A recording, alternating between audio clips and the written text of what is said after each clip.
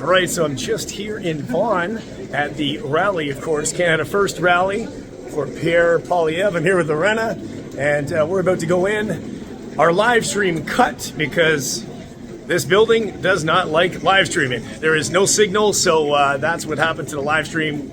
This is going to be a video, so let's see what's going on in here. And there's the RAD. They did an interview with me on my live stream. They're chit-chatting to a lot of the people here.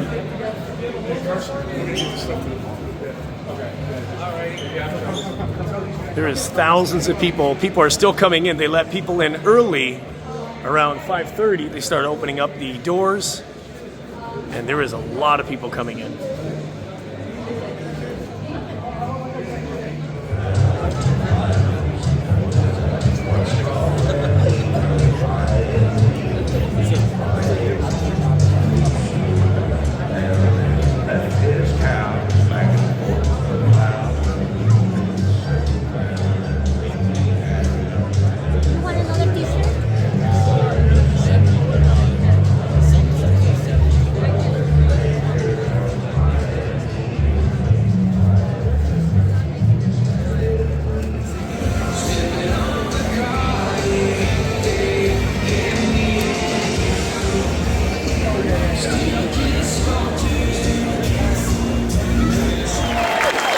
Give it up for Michael. What do you mean, Vocal? You mean? We'll be introducing the rest of the candidates later, but what I want to do is, this is such a fantastic, enthusiastic crowd that I could not be more proud to stand here before you to welcome the change that we need in this country. Would you agree? There's only one person, one team that can make that happen. And we all know who that is.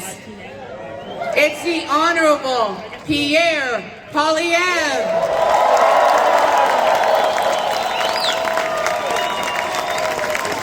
We want to make sure, always, Canada forever.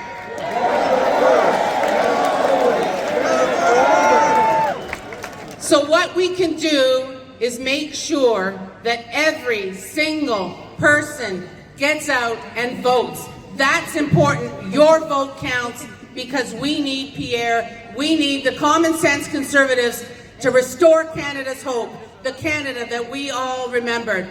So I want to also thank you. We're going to be calling him out in a little while. But before we do, we need to encourage him. So how we're going to do that is, who will represent us in Ottawa? Can you tell me who that person is? Pierre will be the man to take us all the way. So I want you to just sit tight. We're going to be right with you. I know you've been so patient. You don't know that. I need to hear you all loud. Anna is committed to supporting women and elevating them through her online magazine, Pretty and Smart Co., and the Lead Her Forward initiative, which seeks to pay it forward by inspiring and connecting and celebrating women. But Anna would tell you that her greatest and most important role is being the true supporter of her husband, Pierre Poilievre, and raising her children, Valentina and Cruz. So, without further ado, ladies and gentlemen, please join me in welcome Anna Poilievre. We are going to elect for a fourth term a Liberal government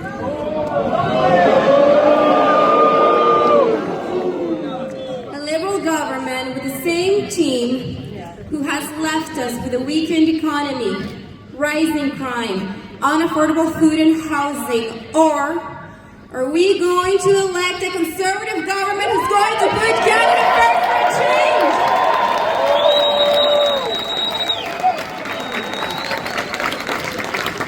Now, in order to bring that change, you have to make sure that you go out and vote. So tell me, who has already voted here?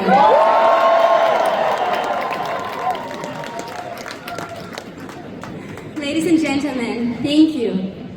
This journey began for my husband and my family about 3 years and 2 months. Who's voting to bring home the Canadian promise? you very much, Vaughan. Great to be here today in the Liuna. Thank you very headquarters of Liuna. A great. Are there any laborers here? Hardworking people. You know, when I think of Liuna, I learned of this union. I used to go over to my buddy's parents' place for dinner on a Sunday night. They're old, classic Italian family. Yeah. There aren't any Italians in Vaughan, are there? And anyway, the grandfather would sit at the head of the table. His name was Albino, and he couldn't speak any English. He and his wife had come from Italy in 1973, from Calabria. Calabrese? Okay, that's half the room is Calabrese, I think. And he had this plaque on the wall. It said Liuna. And the only time I ever heard him utter an English word is I pointed up at that and I said, "What is it?" And I didn't know at the time. This is about 20 years ago. And he said, "Pension." That was his pension. He got off the boat, 73, got a job, paving roads, and he earned himself a pension. But the house that they lived in was about 7 or 8 minutes from Parliament Hill in downtown Ottawa, a G7 capital. And they actually paid off their entire mortgage in 7 years. Can you imagine that? That was Canada. That was Canada back in the 70s and 80s and even 90s and even the 2000s. As Anna just told you the story about how she was able to afford a home independently, having a decent job, out of school, from a modest background.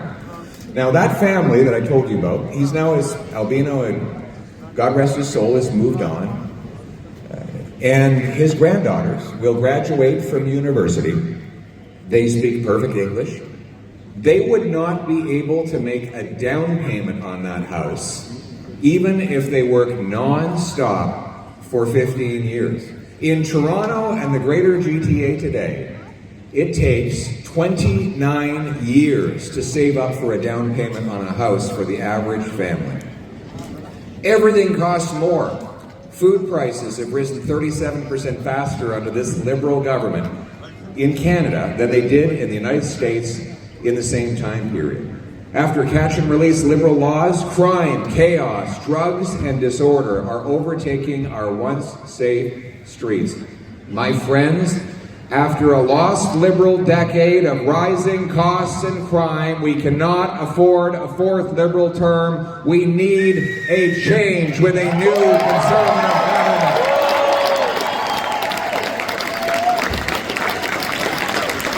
And it turns out we have a plan for that change. It's called the Change Platform for an affordable life, for safe streets, for Canada First. This is the plan to bring change to Canadians. It is a clear plan. A plan that will cut income tax by 15% so that your hard work pays off for a change. It's a plan to cut the Liberal deficit by 70% with less bureaucracy, less consultants, less foreign aid, less money wasted so that inflation comes down and your dollar retains power for a change. It is a plan to axe the sales tax on new homes and incentivize municipalities to cut their tax to bring down the cost of buying a house by $100,000, again, for a change. It's a plan to lock up criminals so that you're safe on your streets again for a change. Après le décennie perdu des libéraux, des coûts qui augmentent, on peut pas. Do you know what it says? Can you read that to everybody? Axe the tax, fix the budget, stop the crime, bring it home.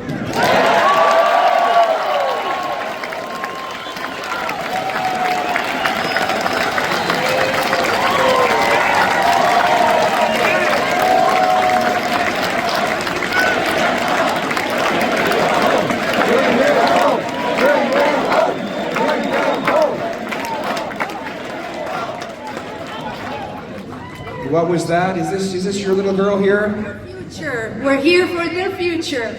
That's why we're all here, isn't it? Is this your little girl?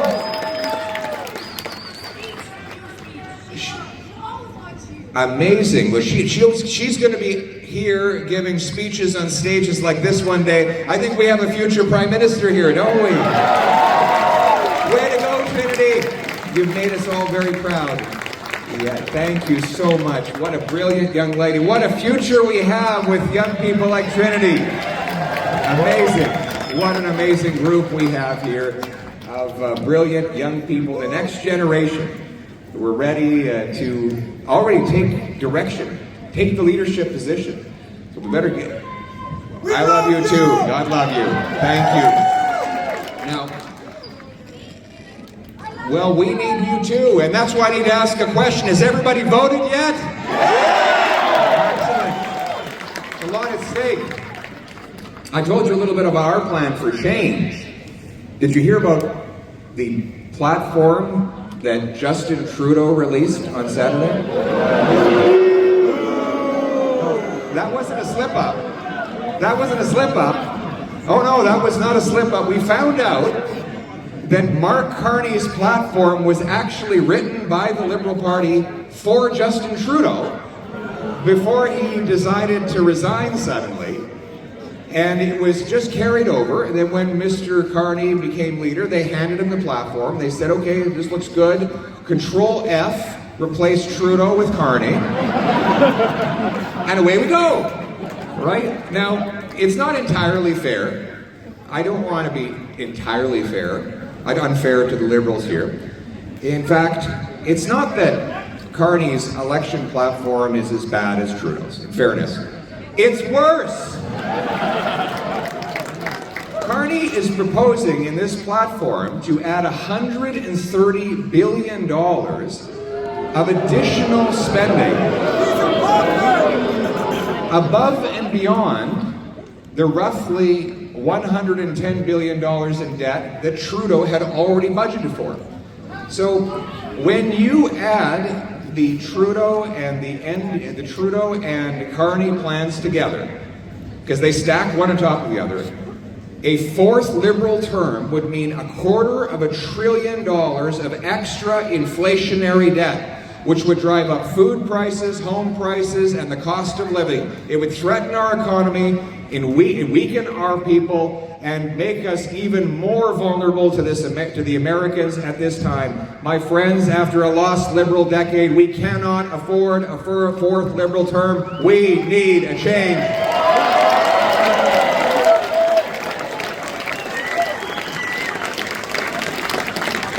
If you have any doubt about how bad things are about to get under the Liberals, you don't have to take my word for it. You only have to ask the department in the government that reports directly to Mark Carney. It's called the Privy Council Department. It's literally the department responsible to the Prime Minister. And quietly, they published a report about what life is going to look like in Canada in 15 years, in the year 2040. And this is what it says, and I'm quoting here. In 2040, upward social mobility is almost unheard of in Canada. Hardly anyone believes that they can build a better life for themselves or their children through their own efforts. And many worry about sliding down the social order. It forecasts more people may struggle to afford rent, bills, or groceries. The resulting stress could worsen mental health challenges. This would increase demand for social services. Then it goes on to talk about housing. In 2040, owning a home is not a realistic goal for many. Inequality between those who rent and those who own has become a key social, economic, and political driver of conflict. Education. It says in 2040, pursuing post-secondary education is no longer considered a reliable path to social mobility. Fewer people choose post-secondary because they see it less as a path to a successful career than a way to reinforce their membership in a so-called elite. That's their words. They say people lose faith in the Canadian project. They say that some of our people will be leaving because it's too difficult to stay in Canada.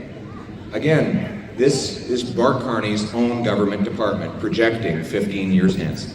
It says that many may emigrate to jurisdictions where they perceive upward social mobility and higher standards of living are easier to obtain. If workers leave Canada, it may mean it's harder for us to pay for our older population.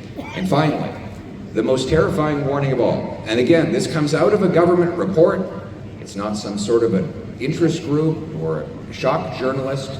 It says that food prices may get so expensive, and I'm quoting here, people may start to hunt, fish, and forage on public lands and waterways.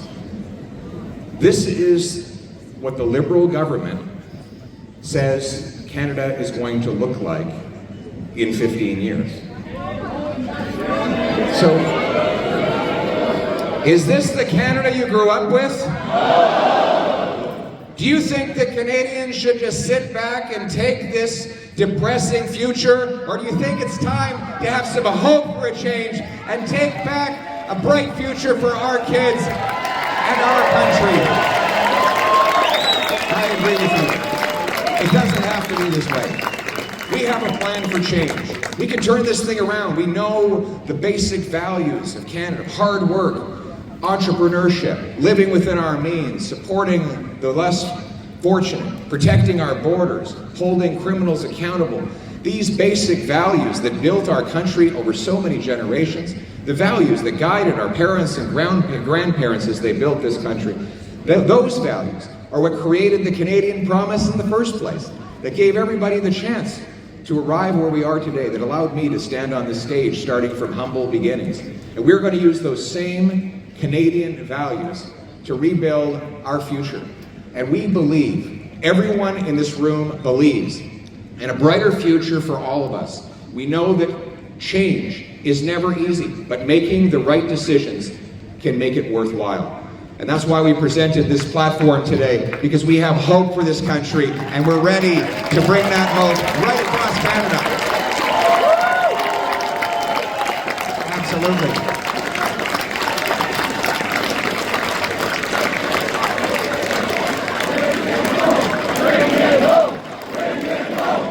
We're going to bring it home.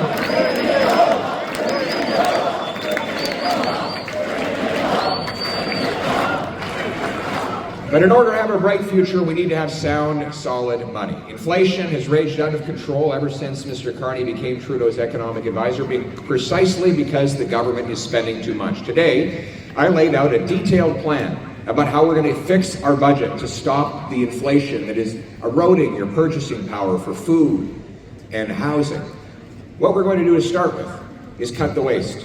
I announced that we're going to streamline the bureaucracy through attrition. Every time 3 people retire, we're only going to hire 2 back. Over time, we'll reduce the size of the bureaucracy, which reduces the tax bill for the people paying for it. Then there are the consultants. We're spending $20 billion a year on consultants. That works out to $1,400 in taxes for every Canadian family just to fund consultants. But don't worry, the Liberals know there's a problem with it. They said we're going to spend less money on consultants, but to come up with a plan to do that, they hired some consultants. We've got a better idea. Our conservative plan for change will cut the budget for consulting by $10 billion annually.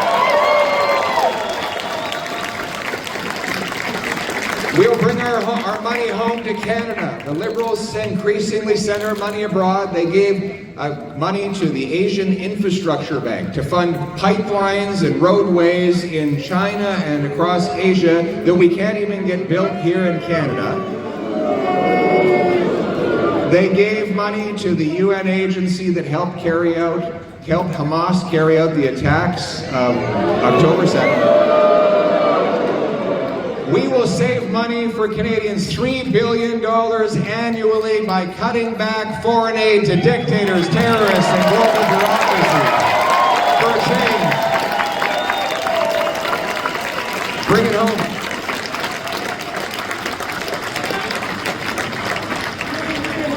We're going to bring in a law that requires politicians.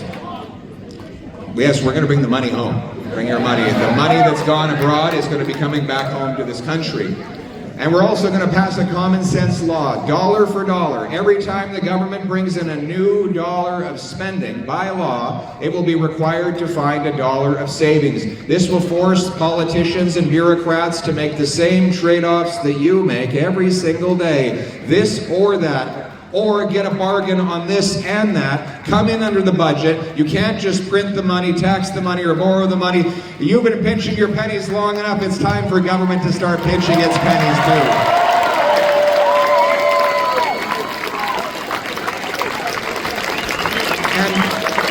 And you know, there is a better way to generate additional revenue for our cherished social programs than raising taxes. And it's by growing the economy for a change, right? We need to grow it. We need to grow it. We've got our great trade union leaders here today. When they need, you know how they grow themselves?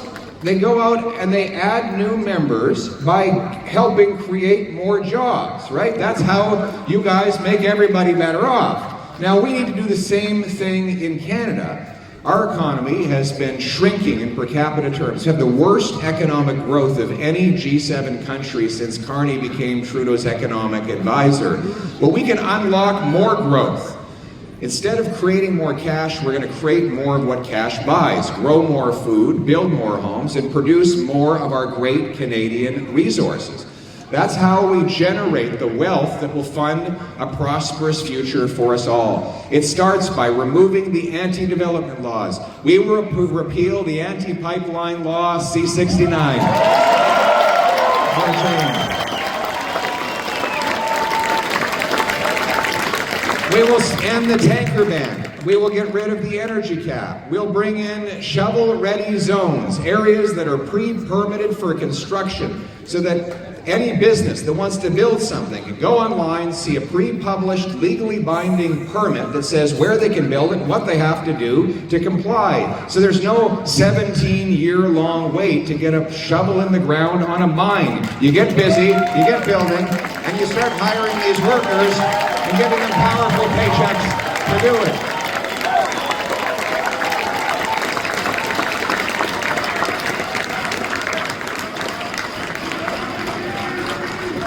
We need to approve LNG liquefaction plants. We have 1,300 trillion cubic feet of natural gas that we can be selling to the Asians so that they can break their dependence on coal. Sell it to the Europeans so that they break their dependence on Putin, and we turn dollars for dictators into paychecks for our people in Canada. For a change.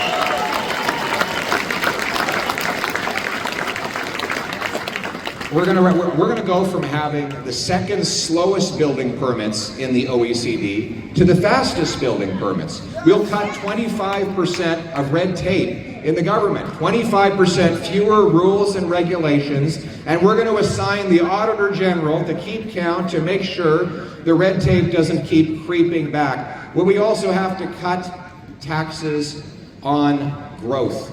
Our plan will cut taxes on energy. For example, we know the Liberals still have the carbon tax in law. If Mark Carney really wanted to get rid of the tax, he would have passed a law to do it instead. Just 28 days before the election, they hid it from the gas pump to make you forget, so that they could trick you into voting them back in for a fourth term, after which they would surely bring the tax back higher than ever. They have a tax, the tax on Canadian steel, which will drive, not just steel, but all Canadian industry that Mark Carney says he wants to raise. That will drive our jobs and our money south of the border. It's funny, another thing that Carney and Trump share in common. Both of them want to tax Canadian industry. Trump with tariffs, Carney with carbon taxes. I want neither. I will axe the entire tax for everyone, for real, for a change.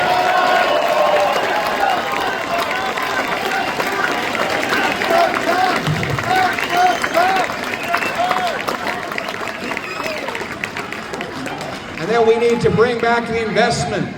Investment is drying up and fleeing out of our country. In fact, you know, in Canada today, the average worker, if you take all the business investment You divide it by the total number of workers in Canada, it works out to $15,000 a year. In the US, it's $28,000. So the American worker is getting twice as much tools, technology, machines, and factories. The stuff, the physical assets that produce things. That's why the American worker is making more money, even though the Canadian worker is by every measure a superior worker, a better worker, a smarter worker. He's not making as much money because our businesses are starved of investment. Why would that be? Well, when you raise taxes on investment, you punish people and entrepreneurs. What do? Well, capital goes where capital grows, and it doesn't grow here anymore. That's why we're going to change it. We're going to bring real change. We will pass the Canada First Reinvestment Tax Cut. Zero capital gains tax when you reinvest the money back in Canada. Bring it home.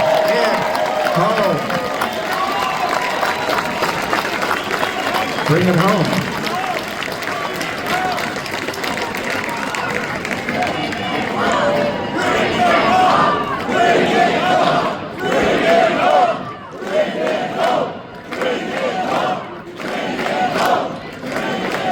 We're going to bring it home for a change.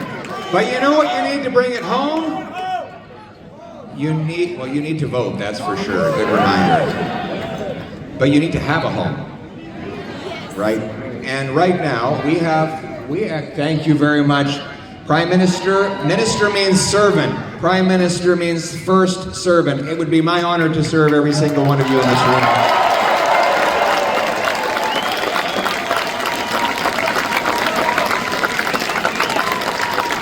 That's actually the big philosophical difference here. The big philosophical difference between myself and Mr. Carney. He thinks he's the boss. He thinks he's here to run your life. He thinks he knows better than the rest of you. He knows what, he thinks he knows how to spend your money better than you do.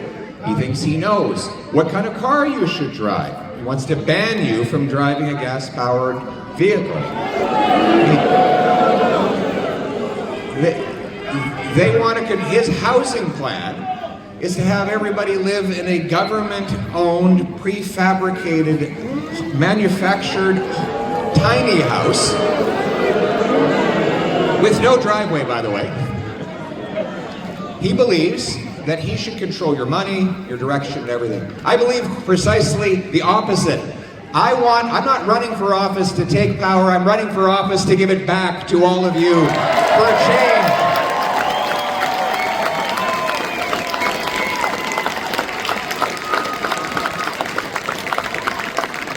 But you need to have a home. And I believe in the dream of home ownership, something you won't even find in the Liberal platform. They never talk about home ownership. You want to own a house back there? Anybody want to own a house for a change? They want to own a house. We used to take that for granted in Canada. Yeah, we got some young people back there. Like to start a family, maybe? You know, that was the Canadian dream, the Canadian promise that you could enjoy home ownership. But housing costs have actually risen faster in Canada than any other G7 country. In fact, they've outpaced incomes more in Canada than in all but one OECD country during the lost Liberal decade. Mr. Carney proposes exactly the same policies as Justin Trudeau. More government programs, government bureaucracy that cost tens of billions of dollars, but don't actually get anything built. He even brought back Justin Trudeau's failed housing minister. How do you imagine, after they doubled housing costs, Carney's plan now is to repeat the same policies with the same Liberal ministers, the same Liberal platform. We need to change. Our approach is to tackle the real problem. Now, why are houses so expensive in Canada? The answer is taxes and bureaucracy. In Ontario today, 30% of the cost of a new home is just direct taxes. And that, what's that? Yeah, that's true. That's also very expensive. We'll come to that in a moment. Everything is expensive in Canada, but we're going to stick on houses for a second. In addition to the direct taxes on houses, there's the indirect bureaucracy. We have the second slowest building permits in the OECD. More money for a new home goes to bureaucrats in offices than goes to the carpenters, electricians, and plumbers who actually build the homes. Only conservatives will change it. Our plan is to cut the bureaucracy and the red tape, axe the taxes, and build the homes. And we will lead the way by axing the federal sales tax on new homes to save you $65,000. For a change. Now, then this is an area where I will give credit to the city of Vaughan. The municipality here has actually cut construction taxes by 50%. We need to see more of that. I'm very hard on the mayors when they raise taxes in block homes, but we got to give credit where it's due. They cut it here, and I give them credit. But not only that, I will incentivize municipalities here and everywhere to do the same. I will agree to pay half the cost to cut the development taxes across the country with a goal of bringing down the taxes by $100,000 a home.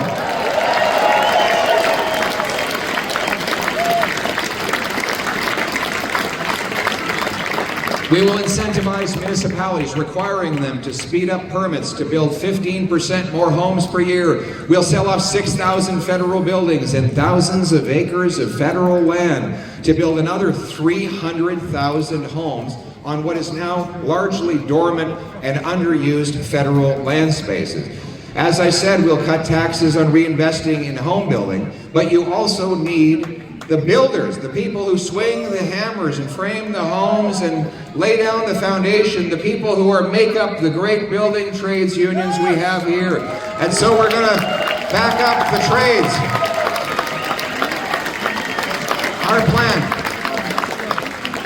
Our plan will fund 350,000 union training spots right across this country to train up the carpenters, the welders, the electricians, and countless other people who will literally build the country. Boots, not suits. And, not only that, we're going to bring in tax fairness. We'll allow our trades workers to write off the full cost of their food, transportation, and accommodation to go from one job site to another. We'll bring back the $4,000 apprenticeship grant. And I will be sending are you a father of a future tradesman? Or you're a tradesman, excellent. Do you agree with what I have to say on that? What's your trade? High-rise construction. Wow. Don't look down, eh? Impressive. Takes a lot of courage. There's a job where you can't get something wrong, eh? Thank you for building the country. I'm going to be sending, I wonder what you think of this idea. I'm going to send a gift to every high school principal in the country. I know. Education is provincial. There's nothing in the Constitution that says you can't send a present from the Prime Minister's office to the principal's office, right?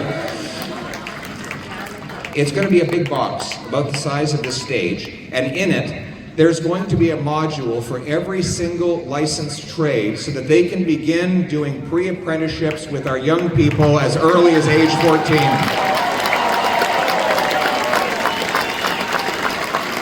It's about boots, not suits. Boots, not suits. But we want these brilliant tradespeople to bring, what's that? Yes, tool making and everything else, shop class. Now, I can't control that, part's out of my reach, that's provincial. All the constitutional scholars are going to be yelling at me. But I can send the gift, and we will back the trades, and we will make sure that any young person in this country that wants to get into the trades will be encouraged to do so, and we will tell them that the best jobs in the future are going to be in the trades. Boots, not suits. But we also want them to bring those paychecks home to safe neighborhoods so that we're going to stop the crime for a change.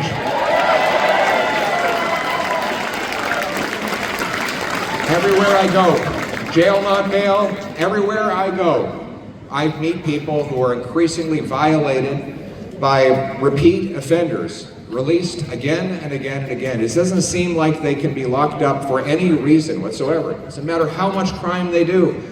The laws will not let them keep them behind bars.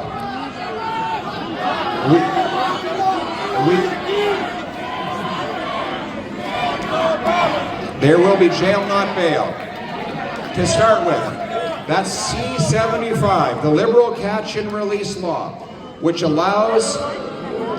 requires the judge, and I'm quoting from the law right now, it says, the judge must release the accused at, quote, the earliest opportunity under, quote, the least onerous conditions. In other words, they have to go right back out on the street, oftentimes before paperwork is even filled out on their most recent arrest. In Vancouver, they had to arrest the same 40 offenders 6,000 times. Again and again, they go out. If they had kept those 40 offenders in prison, there'd be 6,000 people attacked, violated, hit over the head with a baseball bat. Then there's C5, the liberal law that allows repeat offenders to do their sentences in the comfort of their living rooms, watching Netflix or playing Grand Theft Auto, preparing to do it all over again. My friends, we will repeal the liberal catch and release law. No more house arrest.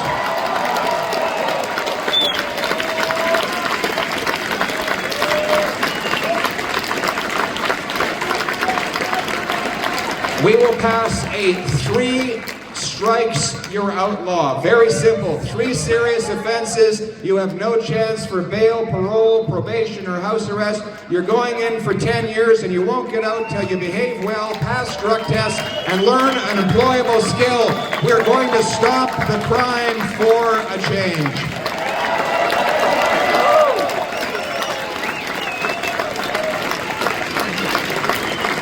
And we're going to also tackle the drugs.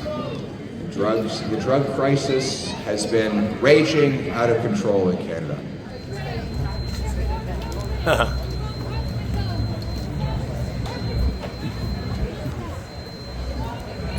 How you doing?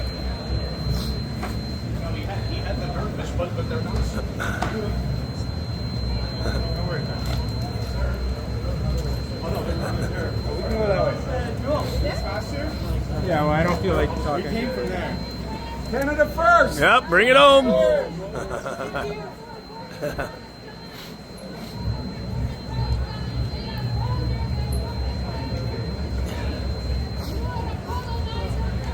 Hello!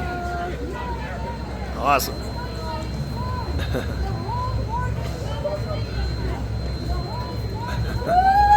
Bring it home!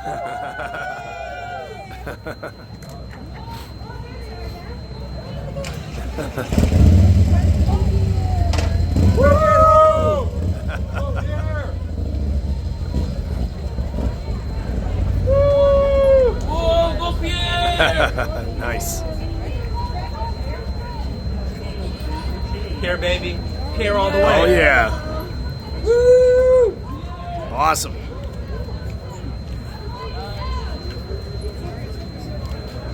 Bring it home. Bring it home. Thank you.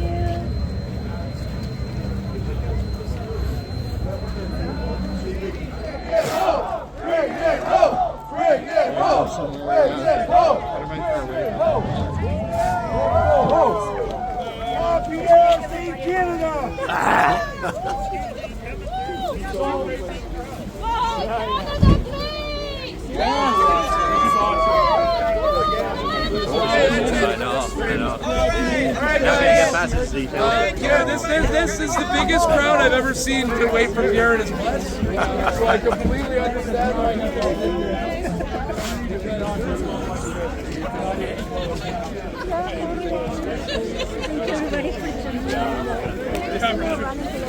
Sorry, but whatever. I'm not even charging that. Make everybody run.